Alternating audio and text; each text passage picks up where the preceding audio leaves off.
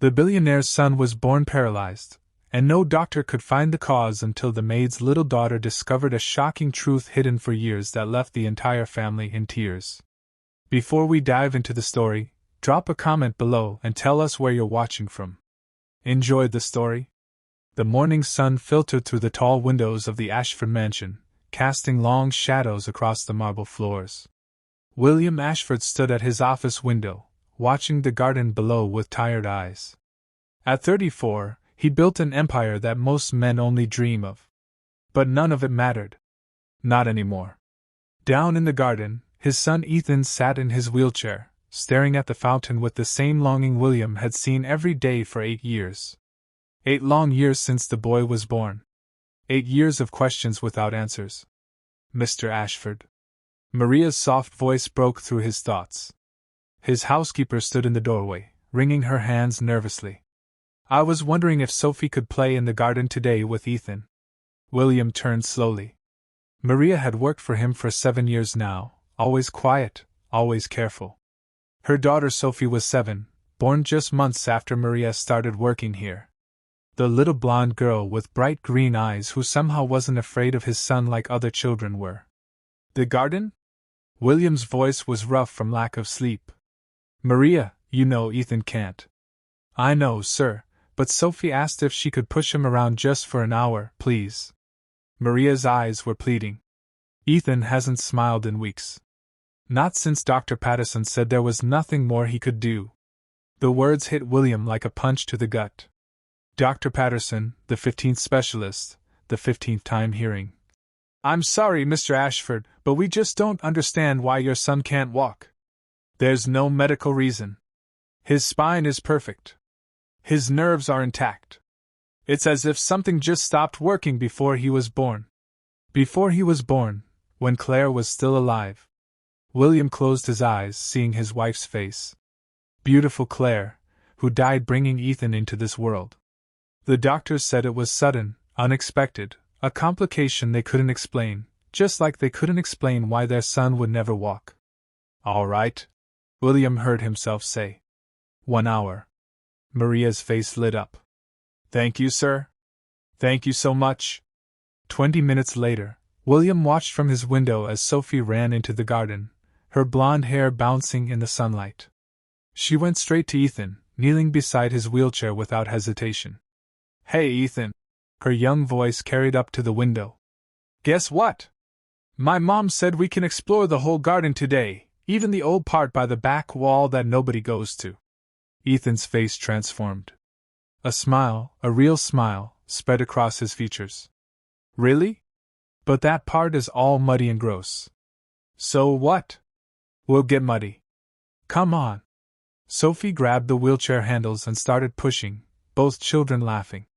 William felt something crack in his chest. When was the last time he'd heard his son laugh? He was about to turn away when something caught his eye. In the far corner of the garden, where the old stone wall stood covered in ivy, Sophie had stopped the wheelchair.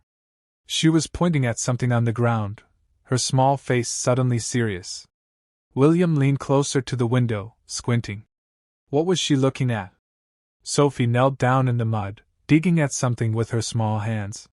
Ethan leaned forward in his chair, watching intently.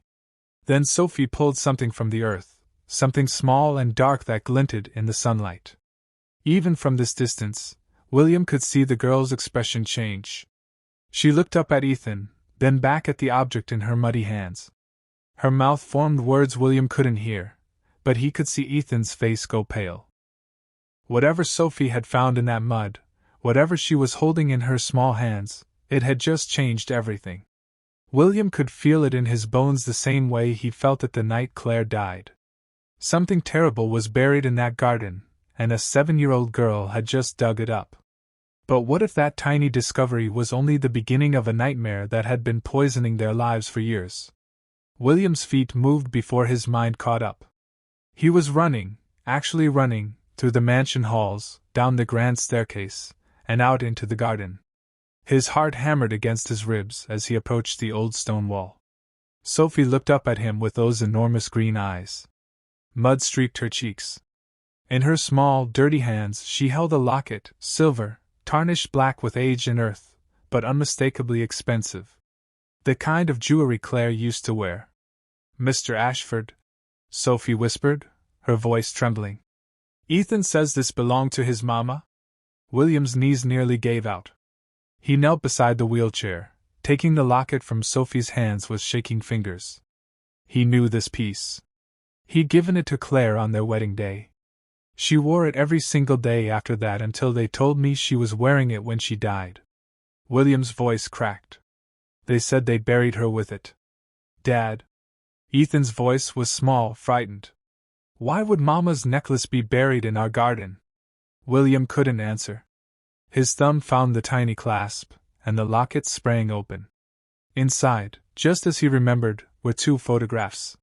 One of him, one of Claire, her blonde hair shining in the sun, her smile radiant. But there was something else. A tiny piece of paper folded so small it was almost invisible, tucked behind Claire's photo. Sophie leaned closer. What is it? William's hands trembled as he unfolded the paper. The handwriting was Claire's. He'd recognize it anywhere. Just 3 words written in desperate, shaky letters. Help me, please. The world tilted. William looked up at the mansion, at the windows where he'd stood so many times, at the walls that had been his home for a decade. Suddenly it all felt sinister, dark, wrong. Sophie, he managed to say, his voice barely audible. Where exactly did you find this? The little girl pointed to the hole she dug, then traced a line with her finger along the wall. There's more stuff buried here, Mr. Ashford. I felt something hard when I was digging, like a box or something. William's blood ran cold. Maria, he called out, his voice sharp with panic. Maria, get out here now. The housekeeper came running, her face pale with worry. Sir, what's wrong? Take Ethan inside now and Sophie. He looked at the little girl, this brave, curious child who just unearthed something terrible. Sophie, you need to go with your mother right now. But Mr. Ashford, Sophie started. Please, William's eyes were wild. Just go, both of you. Lock yourselves in Maria's quarters and don't come out until I come get you. Maria saw the locket in his hands, saw his expression, and understood something was very wrong. She grabbed Sophie's hand and started pushing Ethan's wheelchair toward the house, moving fast. William turned back to the wall to the hole in the mud. His wife's locket had been buried here, hidden, with a note begging for help. He dropped to his knees and started digging with his bare hands. Mud caking under his fingernails. His expensive suit ruined. He didn't care. He had to know. His fingers hit something solid. Wood rotted and soft with age. A box. Just like Sophie said. With a strength born of desperation, William pulled it free from the earth. It was small, the size of a shoebox, falling apart in his hands. He pried open the lid. Inside were letters. Dozens of them, all in Claire's handwriting, all addressed to him. Letters he had never received. William's vision blurred with tears as he grabbed the first one, dated 8 years ago, 1 month before Ethan was born. William, my darling, it began. If you're reading this, then something terrible has happened. William sat on the muddy ground, letters scattered around him like fallen leaves. His hands shook so badly he could barely hold the pages. But he forced himself to read, forced himself to understand. The first letter was dated October 15th, 8 years ago. Claire had been 8 months pregnant. William, my darling, if you're reading this, then something terrible has happened. I'm writing this in secret, hiding it away because I don't know who to trust anymore. Not even the staff, especially not her. 3 days ago, I found something in Dr. Morrison's bag when he came for my checkup. Pills. Not the vitamins he said he was giving me. I looked them up, William. They're muscle relaxants. Strong ones. The kind that can cross the placental barrier. I confronted him, and he smiled. Actually smiled. He said I was paranoid that pregnancy hormones were making me imagine things, but I'm not imagining this. I feel weak all the time now. The baby barely moves anymore. Something is wrong, and Dr. Morrison knows what it is. I tried calling you at the office 12 times yesterday. Your secretary said you were in meetings, but William, I know your schedule. You didn't have meetings. Where are you? I'm scared. I'm writing these letters and hiding them because I think someone is intercepting our communication. I think someone is trying to. The letter ended abruptly as if she'd been interrupted. William's chest heaved with sobs. Dr. Morrison, their family physician. The man who delivered Ethan. The man who'd been there when Claire died. The man who'd said it was just an unfortunate complication. Unexpected.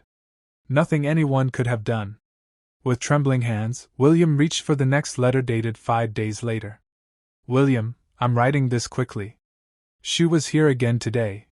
Your secretary, Victoria, she came to the house, said she needed you to sign some papers, but you weren't here. You're never here anymore.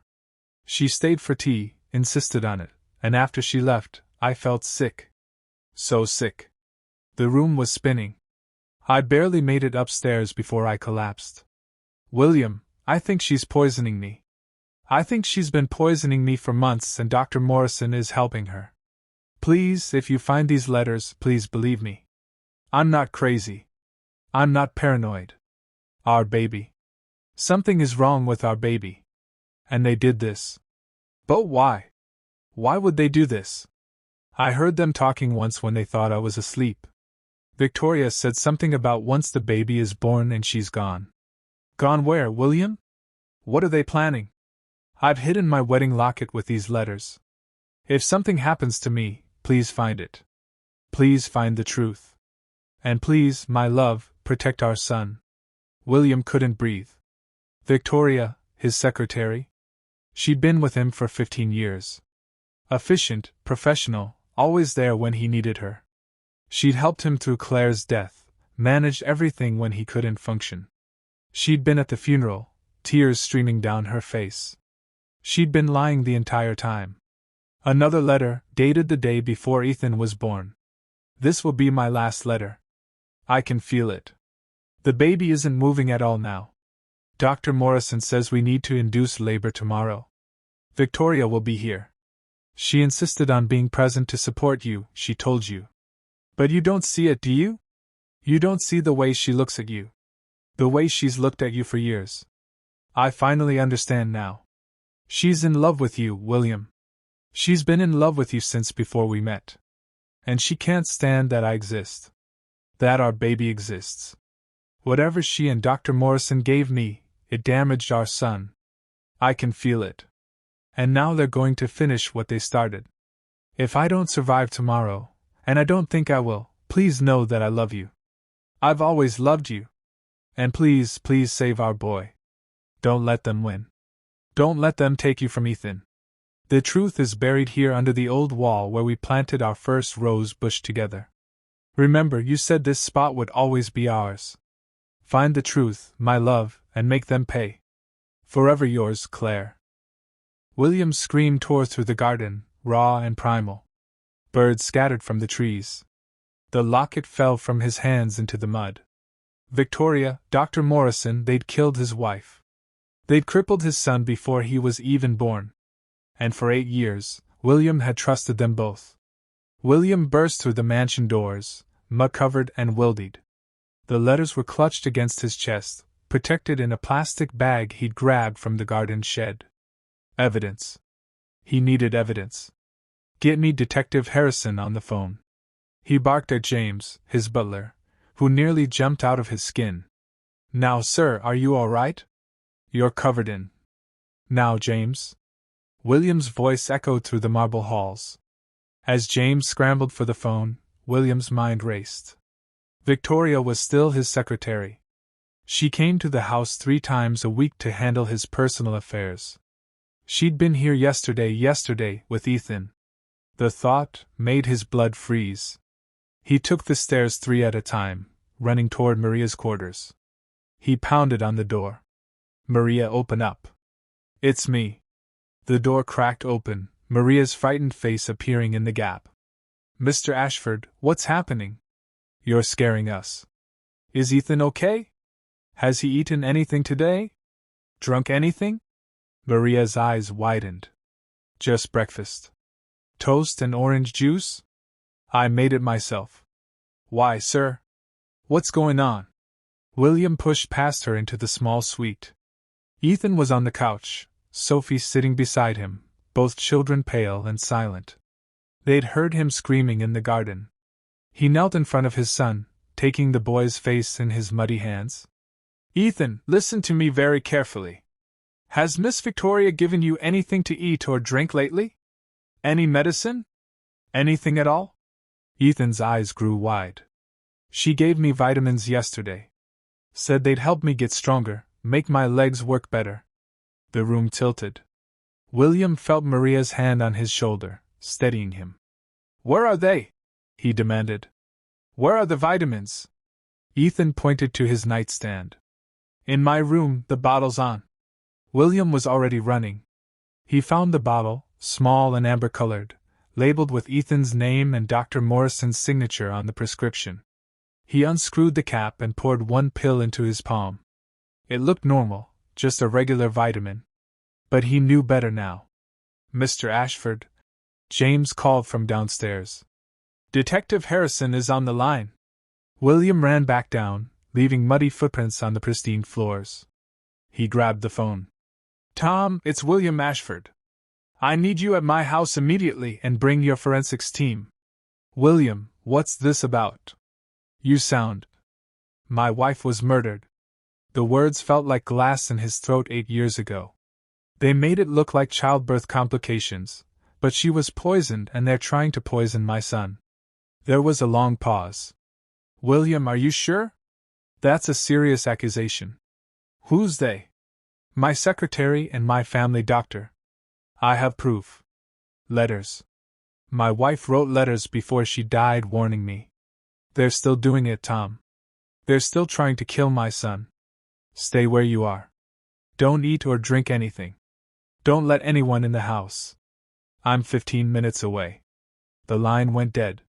William turned to find Maria standing at the bottom of the stairs.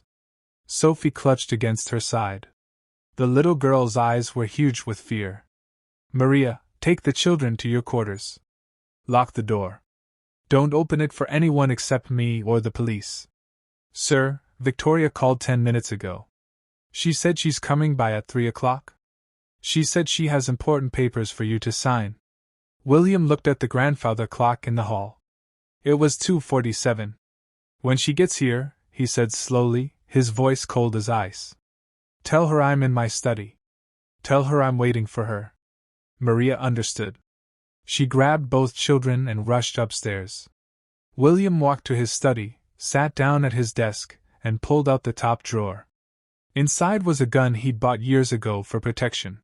He'd never fired it. He checked the chamber, loaded. At precisely 3 p.m., the doorbell rang. Through the study window, William could see her. Victoria, tall, elegant, dressed in a crisp business suit. Her dark hair was pulled back in a perfect bun. She looked professional, trustworthy. She looked like a murderer. William heard James open the door, heard Victoria's cheerful voice. Hello, James. Beautiful day, isn't it? Is Mr. Ashford available? In his study, Miss Victoria. Footsteps approached, high heels clicking on marble. The sound that had been part of his life for 15 years. The sound of the woman who'd killed his wife. Victoria knocked softly, then opened the door. That familiar professional smile on her face. William, I hope I'm not disturbing you. I have those acquisition papers you needed to. She stopped. The smile vanished. William was pointing the gun directly at her heart. Sit down, Victoria, he said quietly. We need to talk about Claire. Victoria's face went deathly pale, but she didn't move toward the chair. Instead, her eyes darted to the door, calculating escape routes. I wouldn't, William said, his voice deadly calm. James has locked all the exits, and the police are already on their way. William, what on earth? Sit down. Something in his tone made her obey. She sank into the leather chair across from his desk, her hands gripping the armrests. For the first time in 15 years, Victoria looked frightened. William reached into his desk drawer with his free hand and pulled out the plastic bag containing Claire's letters. He tossed it across the desk. It landed in front of Victoria with a soft thud. "Read them," he commanded. Victoria's eyes fixed on the letters and her face transformed. The professional mask cracked, revealing something ugly underneath. Rage. Pure burning rage. "Where did you find these?" Her voice was barely a whisper. "Answer my question. Did you kill my wife?" The silence stretched between them like a knife blade. Then, incredibly, Victoria laughed. It was a bitter, broken sound. "Kill her? Oh, William, you still don't understand, do you? After all these years. Then explain it to me." William's finger tightened on the trigger. "Explain why you poisoned the woman I loved. Explain why you damaged my son. Explain why I shouldn't end your life right now." Victoria leaned back in her chair, and something shifted in her expression. The fear was gone, replaced by something almost like relief, as if she'd been waiting for this moment for 8 years. "Because I loved you," she said simply. "I loved you from the moment I started working for you. 23 years old, fresh out of business school, and there you were, brilliant, ambitious, kind, everything I'd ever wanted." William's jaw clenched. "So, you killed her because you were in love with me. I watched you with her." Victoria's voice grew sharp. "Every day for 5 years, I watched you look at her the way I wished you'd look at me. I brought you coffee every morning, managed your entire life, made you successful, but you never saw me. Never once. You're insane." "Maybe." Victoria's eyes glittered. "Or maybe I was just tired of being invisible. When she got pregnant, I knew I was losing you forever. You'd be the perfect family, father, mother, child, and I'd still be just the secretary. So you and Dr. Morrison owed me a favor." Victoria smiled, cold and cruel. "His gambling debts were destroying him. I paid them off. In exchange, he did what I asked? The muscle relaxants carefully dosed throughout the pregnancy. Not enough to kill the baby, but enough to damage it, to make it weak, dependent." William's hand shook so badly he nearly dropped the gun. "You wanted my son to suffer, an innocent child. I wanted you to need me." Victoria stood up suddenly, her voice rising. "With Claire gone and the baby damaged, who else would you turn to? I'd be there for you. I'd help you through everything. Eventually you'd see. You'd finally see me. You're a monster. I'm a woman who loved you." Victoria's composure finally shattered completely. Tears streamed down her face. "Everything I did for us. Claire was supposed to die in childbirth. Morrison arranged it. A blood clot, untraceable, quick. But somehow she survived just long enough to write those damn letters." William's blood roared in his ears. "She was alive after Ethan was born." For 6 minutes, Victoria's voice dropped to a whisper. "She woke up during the delivery, looked at Morrison, and she knew. She looked right at him and said, 'Your name,' begged him to tell you the truth. So he gave her an overdose of morphine and made sure she never spoke again." The gun wavered in William's hand.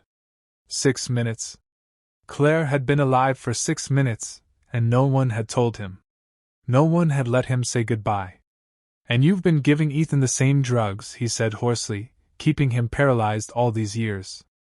Just weak enough to need constant care. Just damaged enough that you'd never marry again, never have another child. You'd focus on him, on trying to fix him, and I'd be right there beside you forever." William stood up slowly, the gun steady now. "You took everything from me, my wife, my son's future, 8 years of his life. I gave you my life," Victoria screamed. "Every day for 15 years. Doesn't that mean anything?" The sound of sirens filled the air. Through the window, William could see police cars pulling into the circular driveway, their lights flashing red and blue. Victoria heard them, too. Her face crumpled. "William, please. I love you. I've always loved you. We can still." "Get out of my sight," William said quietly, "before I forget that I'm not a murderer like you." The study door burst open. Detective Harrison rushed in. 3 officers behind him, guns drawn. William, step back. Drop the weapon. William carefully placed the gun on the desk. He pointed at Victoria, who had collapsed into the chair, sobbing. Her name is Victoria Chambers. She conspired with Dr. Richard Morrison to murder my wife 8 years ago. She's been systematically poisoning my son ever since. You'll find evidence in that bag on the desk and a bottle of contaminated vitamins in Ethan's bedroom. As officers surrounded Victoria, reading her rights while she wept, William walked to the window. In the garden, he could see the hole by the stone wall, the place where truth had been buried for so long. A small figure appeared at his side. Sophie, having somehow escaped Maria's watchful eye, slipped her tiny hand into his. "Mr. Ashford!" Her voice was small. "Is Ethan going to be okay now?" William looked down at this brave little girl who changed everything. He tried to smile, but tears were streaming down his face. "I don't know, sweetheart," he whispered. "But we're going to find out." 3 days after Victoria's arrest, William stood in Dr. Sarah Chen's office at Boston Children's Hospital, the top neurological research facility in the country. Ethan was downstairs undergoing his 5th round of tests. Sophie sitting loyally beside his bed, holding his hand. "Mr. Ashford," Dr. Chen said gently, pulling up images on her computer screen. "I need you to understand something before we discuss treatment options." William braced himself. He'd been preparing for this moment since Detective Harrison's forensics team confirmed that the vitamins Victoria had been giving Ethan contained high doses of curare derivatives, powerful muscle relaxants that given over years had prevented his neural pathways from developing properly. "Your son's condition," Dr. Chen continued, pointing at the brain scans, "is unlike anything I've seen in 30 years of practice. The drugs he was given didn't damage his spine or muscles. They damaged the neural pathways between his brain and his body. The signals simply never learned to form correctly. Can you fix it?" William's voice was raw. He hadn't slept in 3 days. Dr. Chen was quiet for a long moment. "Normally, no. After 8 years, the window for neural development is essentially closed. Most children in this situation would be paralyzed for life." William's heart sank. Normally, however, Dr. Chen's expression brightened. "Your son is extraordinary. We've been running tests on his cognitive function, his brain activity, his response to stimuli. William, Ethan's brain is completely healthy. More than healthy, it's brilliant. He's been compensating for his physical limitations by developing other neural pathways at an advanced rate. His problem-solving abilities, his spatial reasoning, his memory, they're all off the charts. I don't understand. How does that help him walk?" Dr. Chen pulled up another image. "There's a new treatment, experimental. It combines intense physical therapy with electrical neural stimulation and a specialized drug regimen that encourages neural pathway development. We've had success with younger children, but never anyone Ethan's age. But you think it might work?" "I think Ethan's brain is plastic enough that it might work. But William, I need you to understand what this means. The treatment would take months, possibly years. It would be painful, exhausting. There's no guarantee of success. And even if it works, he may never walk normally. He might manage a few steps with support. He might need braces or canes for life." William closed his eyes. "What are the alternatives?" "He stays in the wheelchair, lives a full life otherwise. Many people with paralysis lead happy, successful lives. Does Ethan know about this treatment?" "I spoke with him this morning." Dr. Chen smiled softly. "That little girl, Sophie, was holding his hand." "And do you know what he said?" William shook his head, unable to speak. He said, "Will it hurt?" I told him, "Yes, probably a lot." And he said, "I don't care. I want to stand next to my dad. I want to hug him without him having to bend down. I want to walk to my mom's grave and tell her I'm okay." "William, your son is the bravest 8-year-old I've ever met." Tears streamed down William's face. "When can we start?" "There's something else you need to know." Dr. Chen's expression grew serious. "Dr. Morrison was arrested yesterday. He's been cooperating with the investigation, trying to reduce his sentence. He admitted to everything. The dosages he gave your wife during pregnancy. The morphine he used to kill her. The prescription drugs he's been providing Victoria for 8 years. Good. I hope he rots in prison. He also admitted something else. Dr. Chen hesitated. Victoria Chambers has been increasing the drug dosages recently. In the past 6 months, the amounts have tripled. Morrison warned her it was dangerous, that it could cause permanent brain damage or even death, but she insisted. She told him you were starting to pull away from her, that you'd been mentioning dating again. William felt sick. She was trying to kill him, or at least ensure he'd never recover. Morrison thinks if Sophie hadn't found those letters when she did, Ethan would have had a fatal seizure within the month. The drug levels in his blood were approaching toxic levels. William had to sit down. Sophie, that brave, beautiful little girl who played in the mud without fear, who held his son's hand, who dug up the truth that saved Ethan's life. Dr. Chen, can I ask you something? Of course. If we start this treatment, if Ethan does the therapy, what are his real chances? Not the optimistic version, the truth. Dr. Chen met his eyes directly. 20%. Maybe 25 if we're lucky. But William, even a 20% chance is a miracle given where we started 3 days ago. 20%. 1 in 5. William thought of Claire, buried under the earth for 8 years, her truth hidden beside her. He thought of Ethan, who'd spent his entire life in a wheelchair because of one woman's twisted obsession. He thought of Sophie, 7 years old, who'd somehow known to dig in exactly the right spot. Let's do it, he said firmly. 20% is better than 0. Dr. Chen smiled. I'll begin preparing the treatment protocol. But there's one more thing, William. Something I think you should know. What? When I was examining Ethan, I asked him what he wanted most in the world. Do you know what he said? William shook his head. He said he wanted to walk Sophie to school one day. Just once. He said she deserves to have a friend who can keep up with her. William's chest tightened. Dr. Chen, whatever this treatment costs, it's experimental, so insurance won't cover it. We're looking at approximately $500,000 for the first year alone. I don't care if it costs $10 million. Do whatever it takes to help my son walk. As William left Dr. Chen's office, he thought about the road ahead. Months of painful therapy, years of uncertainty, a 20% chance that seemed impossibly small and impossibly precious at the same time. But for the first time in 8 years, they had something they'd never had before. They had hope. And sometimes hope is enough to change everything. The therapy room smelled like antiseptic and fear. Ethan lay on the treatment table, electrodes attached to his legs, his small body trembling. Ready? Dr. Chen asked gently. William stood against the wall, fists clenched.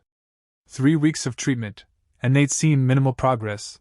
Watching his son scream in pain 3 times daily was destroying him. Sophie sat cross-legged on the floor, clutching her stuffed rabbit.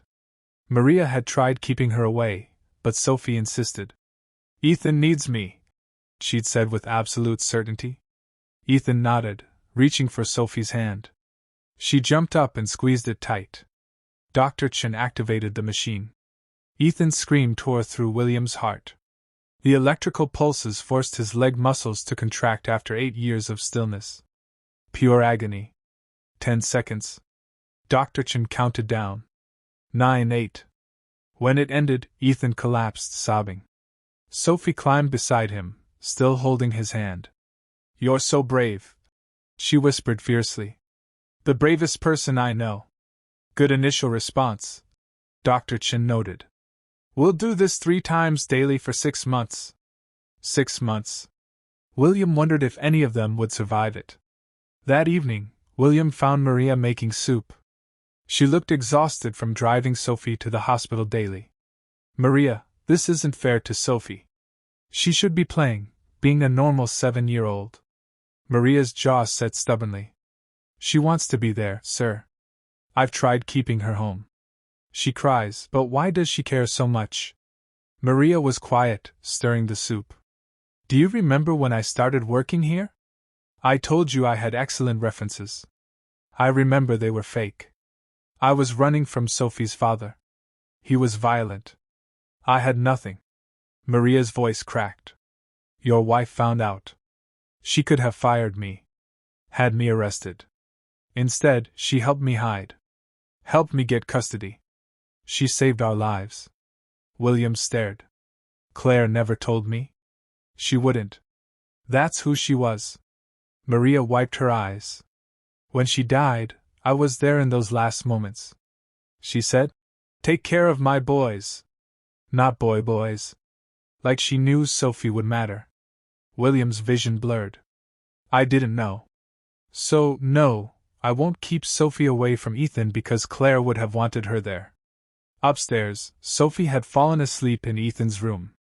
The boy was awake, staring at the ceiling. William sat on the bed. How are you feeling?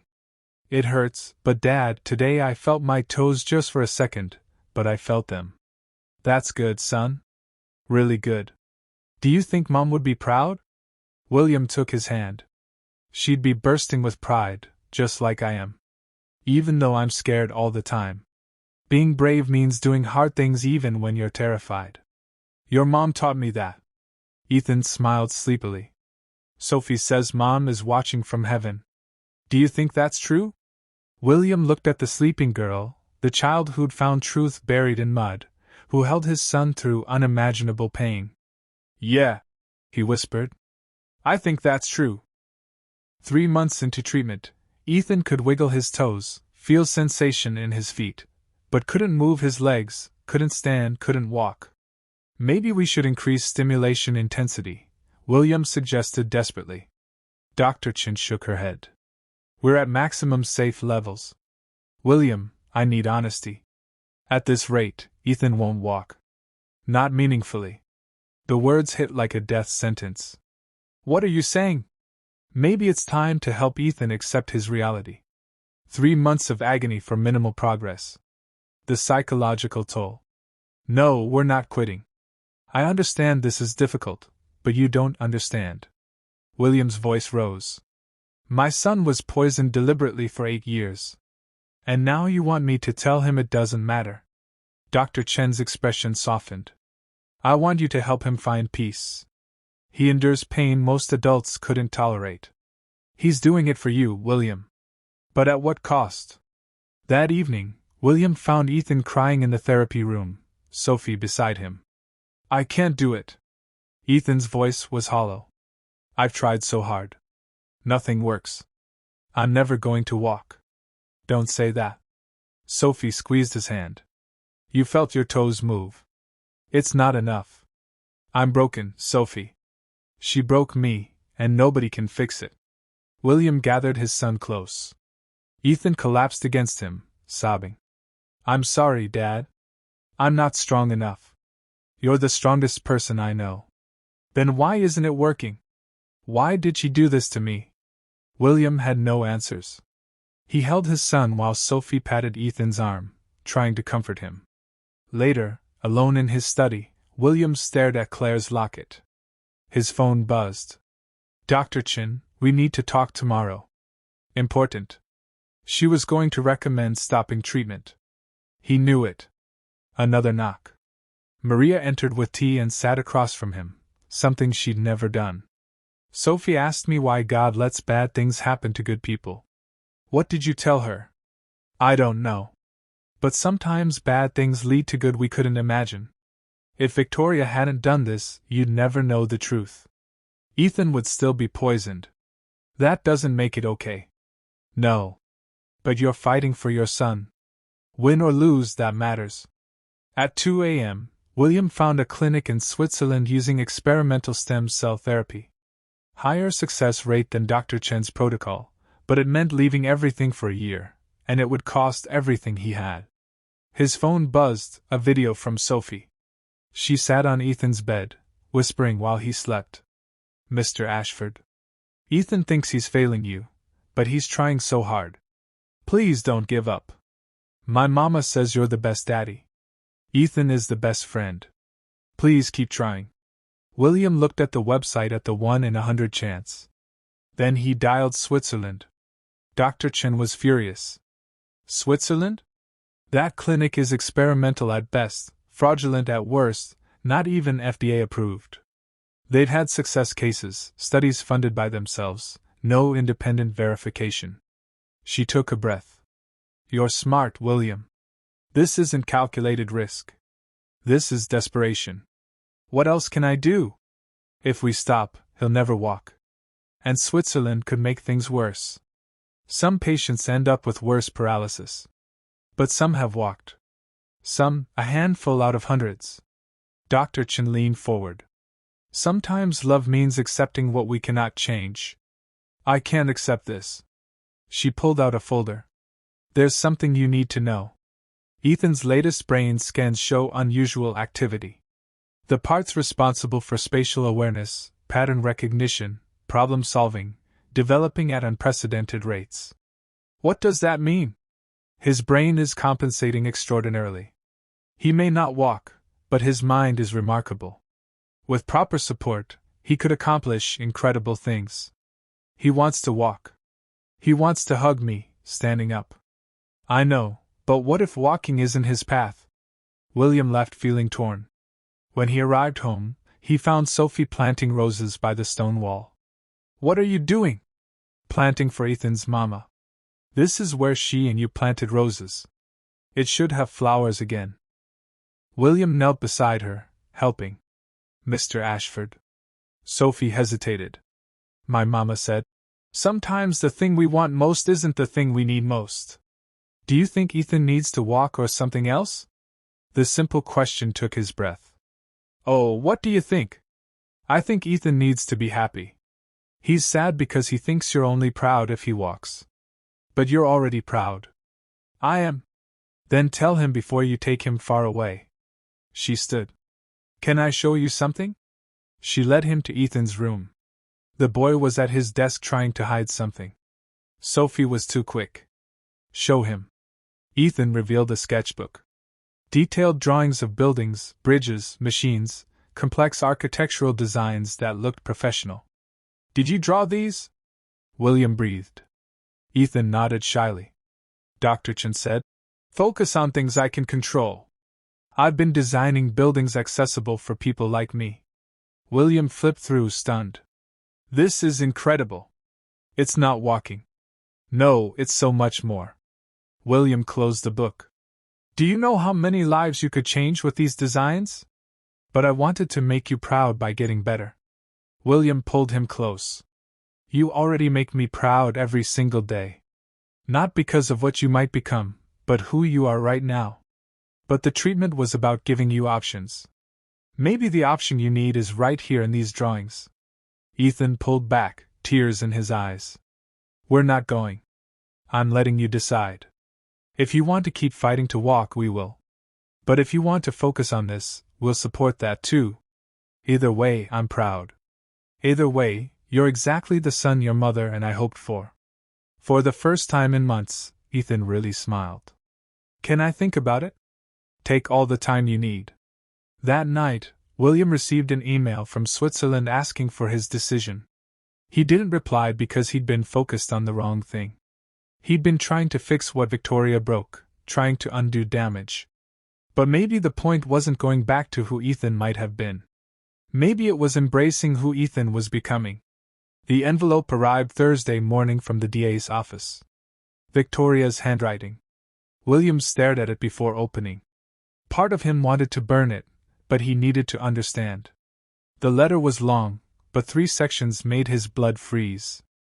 I can have children. Genetic condition. When Claire got pregnant, something broke inside me. She could give you what I never could. Morrison suggested it. Make the pregnancy go badly. I said no for 6 months. Then Claire said she wanted 3 babies. I couldn't bear it, so I agreed. I didn't know he'd kill her. I swear. When she died, I was horrified, but I was already an accomplice.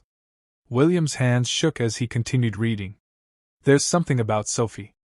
I did a background check on Maria. She wasn't running from violence. She was running from Sophie's father, a researcher doing illegal genetic modification on embryos, enhanced neural development.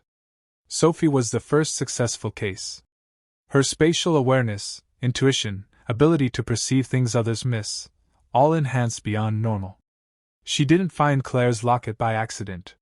Some part of her brain processed information we couldn't see.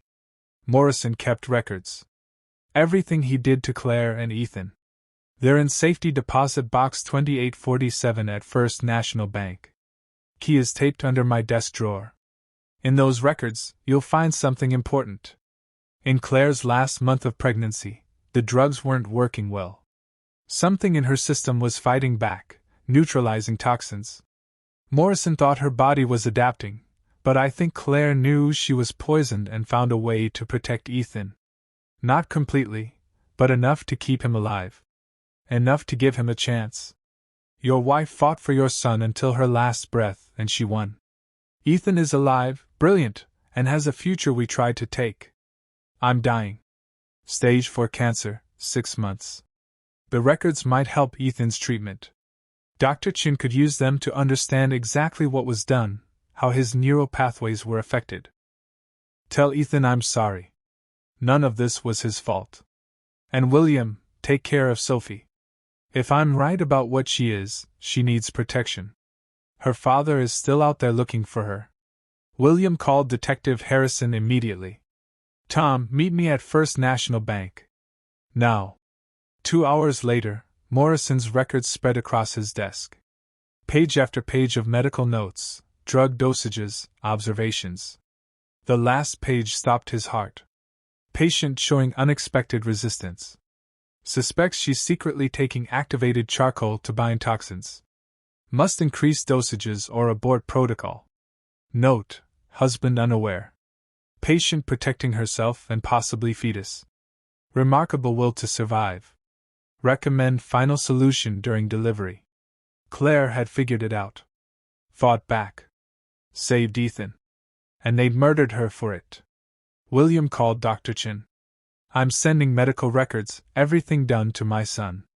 Can you use this? William? This could change everything. If I know exactly which pathways were affected, I can target treatment more effectively. This could increase Ethan's chances significantly. How significantly? Maybe 50-50 instead of 1 in 5. After hanging up, William went to Maria's quarters. We need to talk about Sophie's father. Maria went white. How did you? It doesn't matter. You're safe here, both of you. I'll make sure you stay safe. Whatever it takes. Mr. Ashford, Sophie saved my son. Now I'm protecting hers. That's a promise. Walking back, William thought about the tangled web of secrets that nearly destroyed them, but also about Claire fighting to save their son, even dying. About Sophie, a miracle who found truth. About Ethan enduring impossible pain, about Maria protecting her daughter. Sometimes the worst things bring out the best in people, and sometimes truth sets you free, even from the most unexpected places. 6 weeks after Victoria's letter, Ethan stood in the therapy room for the first time, supported by a harness, feet barely touching ground.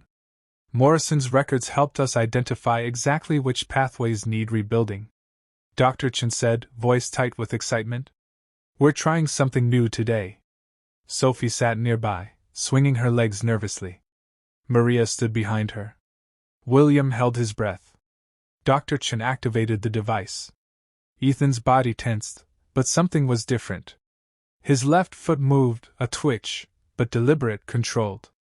Did you see that? Dr. Chen's voice cracked. Ethan, did you move your foot on purpose? I think so, he gasped. I thought about moving it, and it moved. Try your right foot. Ethan concentrated. Nothing. Then slowly, impossibly, his right toes curled. Sophie jumped up. You did it. William couldn't breathe. After 8 years, after months of agony, his son's feet were moving. It's not walking yet, Dr. Chin cautioned through tears. But this is real progress.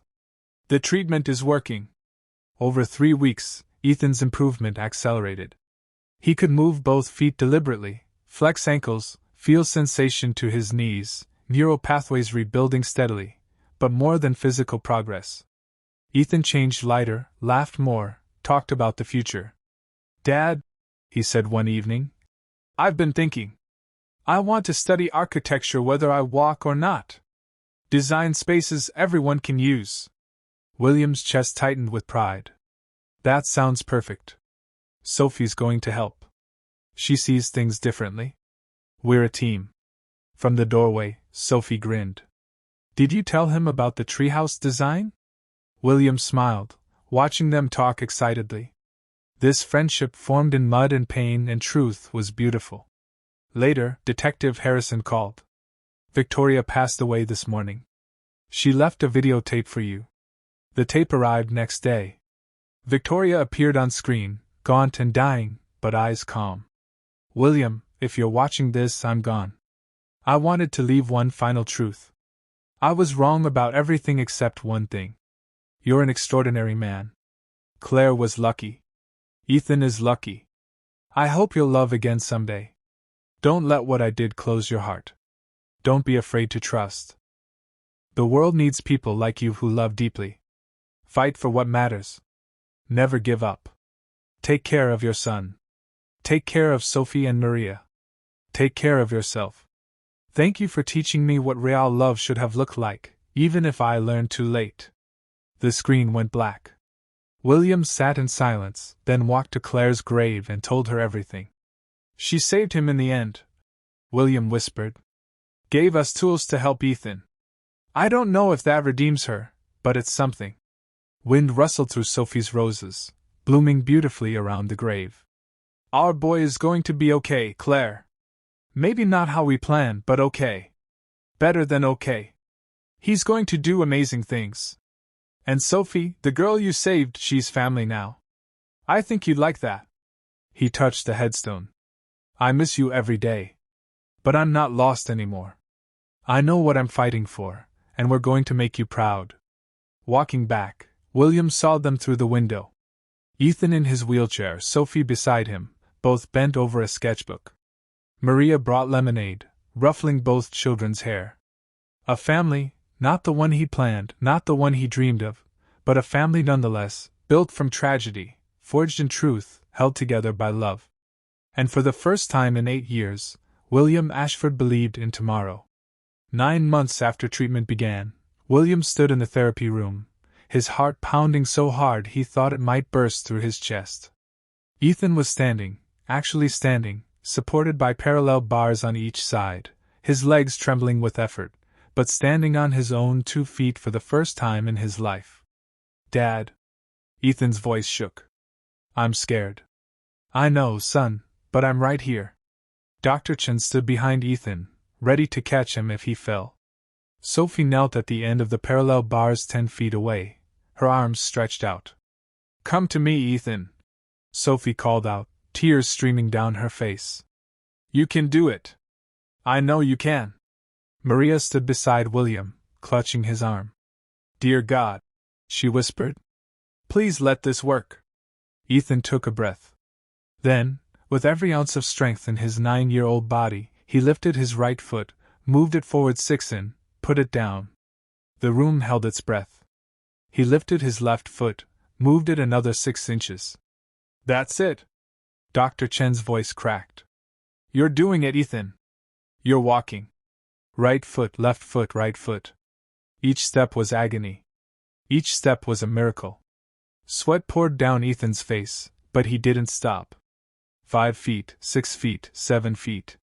Almost there. Sophie encouraged, her voice high with excitement. Just a little more. 8 feet, 9 feet. Ethan's left leg buckled. He started to fall, but Sophie lunged forward, catching him. They collapsed together in a heap on the mat, both laughing and crying at the same time. You did it! Sophie shrieked. You walked, Ethan. You walked. William rushed forward, dropping to his knees beside them. He pulled his son into his arms, sobbing openly. I'm so proud of you. So incredibly proud. Ethan buried his face in his father's shoulder. Did you see, Dad? Did you see me walk? I saw, son. Your mother saw too. I know she did. Dr. Chen wiped her eyes. 9 steps, William. Your son just took 9 steps. After everything he's been through, after everything they did to him, he walked. That evening, as the sun set golden over the mansion, William made a decision. He loaded Ethan's wheelchair into the car just in case, but left the braces at home. "Where are we going?" Ethan asked. "You'll see." Sophie and Maria came, too. They drove to the family cemetery behind the estate, where Claire's grave sat beneath the rose bushes Sophie had planted. William parked close. He came around to Ethan's door and opened it. "I need you to do something for me," William said quietly. "Something important." "What, Dad?" "I need you to walk to your mother's grave. And I need you to tell her yourself that you're okay." Ethan's eyes went wide. "But Dad, it's so far. I only walked 9 steps today, and I almost fell." "I'll be right beside you, and if you fall, I'll catch you." "But Ethan, your mother fought for you with her dying breath. She deserves to see you walk to her, don't you think?" Tears filled Ethan's eyes. He nodded. William helped him out of the car. Ethan stood wobbly but determined. Sophie ran ahead to the grave, turning back to encourage him. "You can do it, Ethan. I'll wait right here." Step by step Ethan walked. William stayed beside him, hands ready but not touching, letting his son do this himself. 10 steps. 20 steps. Ethan stumbled once, but caught himself on his father's arm. Kept going. 30 steps, 40 steps. The grave was just ahead. Sophie stood beside it, bouncing with excitement. 50 steps. Ethan reached the headstone and collapsed to his knees in front of it, breathing hard, tears streaming down his face. "Mom," he whispered, pressing his hand against the cool marble. "Mom, I did it. I walked to you just like I promised I would." William knelt beside him, his own tears falling onto the grass. "She's so proud of you," William said softly. "And son, there's something I need to tell you. Something you deserve to know." "What?" "Your mother knew she was being poisoned. The records Morrison kept, they showed she fought back. She took charcoal to neutralize the drugs. She couldn't stop all of it, but she saved your life. Everything you are, everything you've accomplished, it's because she refused to give up on you." Ethan sobbed, leaning against the headstone. "She saved me. She saved you, and now you've saved yourself. You fought just as hard as she did. You're her son in every possible way." Sophie knelt on Ethan's other side, taking his hand. Maria stood behind them, one hand on her daughter's shoulder, the other on Ethan's. "Mrs. Claire," Sophie said softly to the grave, "I've been taking care of them just like you asked my mama, and I'm going to keep taking care of them forever. Ethan is my best friend, and Mr. Ashford is like my dad too now. We're a family. I think you'd be happy about that." William looked at these 3 people, his son, who'd endured unimaginable pain and emerged stronger. Maria, who'd shown him the meaning of loyalty, and Sophie, this remarkable little girl who'd somehow known exactly where to dig in the mud that day. "Claire," William whispered to the headstone, "I don't know if Victoria was right about Sophie being genetically enhanced, or if it was just pure luck, but either way, this little girl saved our son. She found your letters. She held his hand through hell. She loved him when he needed it most." He stood up, helping Ethan to his feet. "And I'm going to honor your memory by protecting both of them. By being the father you always believed I could be. By building the family we always dreamed of. Just in a different way than we planned." Ethan stood beside his father, still shaky, but standing on his own. "Dad, can we come back here every week so I can practice walking to Mom?" "Every single week. As long as you want, and Sophie can come, too. Sophie is family now. She goes everywhere we go." Sophie beamed up at them. "Does that mean I can call you Dad instead of Mr. Ashford?" William's breath caught. He looked at Maria, who had tears in her eyes, but was nodding. "Yeah, sweetheart," William said, his voice breaking. "Yeah, you can call me Dad." As they walked back to the car slowly with Ethan taking careful steps and William ready to catch him, William felt something he hadn't felt in 8 years. Peace.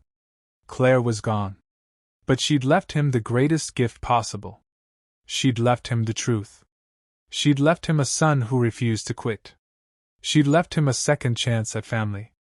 And she'd left him Sophie, a little girl with blonde hair and bright green eyes, who saw things others couldn't, who found hope buried in the mud, who understood that sometimes the biggest miracles come in the smallest packages. That night, after tucking both children into their beds, Ethan in his room, Sophie in hers down the hall, William stood in his study, holding Claire's locket. "We did it," he whispered. "Our boy walked today and he's going to keep walking. Not perfectly maybe, not like other kids, but he's walking, Claire." He opened the locket, looking at her picture. "And I promise you, I'm going to protect them all. Ethan, Sophie, Maria, they're my family now. The family you helped create by being exactly who you were. Kind, brave, and full of love until the very end." The moonlight streamed through the window, casting silver across the garden where Sophie had dug in the mud 9 months ago, where the truth had been buried, where everything had changed. William smiled through his tears. Sometimes the worst betrayals lead to the greatest transformations. Sometimes the deepest pain reveals the strongest love. Sometimes you have to lose everything to understand what truly matters. And sometimes when a little girl digs in the mud and finds a locket, she doesn't just uncover the past, she saves the future. The end.